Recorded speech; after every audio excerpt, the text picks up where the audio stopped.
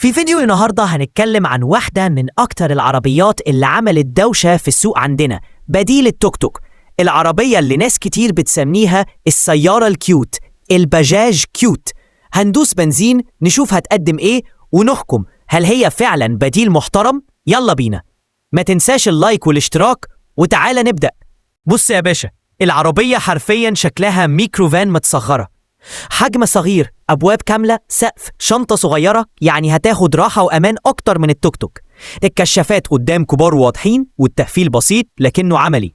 العربية معمولة تعيش مش تستعرض.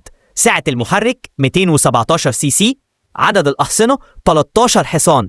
أيوة، مش مقوية ومش معمولة للجري، هي معمولة إنها اقتصادية جدا وتتحمل الشغل اليومي، توصيل، مشاوير، شغل على أرض ناشفة. الفتيس مانيوال وده بيديك إحساس تحكم، بس محتاج تعود. لو بتدور على عربية تصرف قليل فانت وصلت. تشتغل بنزين وتشتغل غاز طبيعي كمان، ودي نقطة قوة كبيرة جدا لأنها بتوفر جامد مع الاستخدام اليومي. قطع غيار بجاج معروفة إنها رخيصة ومتوفرة، وصيانتها مش معقدة. العربية بتشيل 4 ركاب وده فرق ضخم عن التوك توك. الكرسي مريح، المساحة الداخلية كويسة، التكييف مفيش، بس التهوية مقبولة بفضل الزجاج الواسع. العربية دي معمولة لمين؟ شغل توصيل مدارس قرى ومدن شعبية، ناس عايزة حاجة بديلة للتوك توك ومش غالية، هتنفع للشغل على الغاز وتوفير جامد في المصاريف. مش معمولة للسفريات أو الطرق الطويلة، ومش معمولة للجري. ضعف القوة وخصوصا لو العربية محملة. صوت الموتور عالي شوية. السرعة محدودة ب70 كيلومتر في ساعة.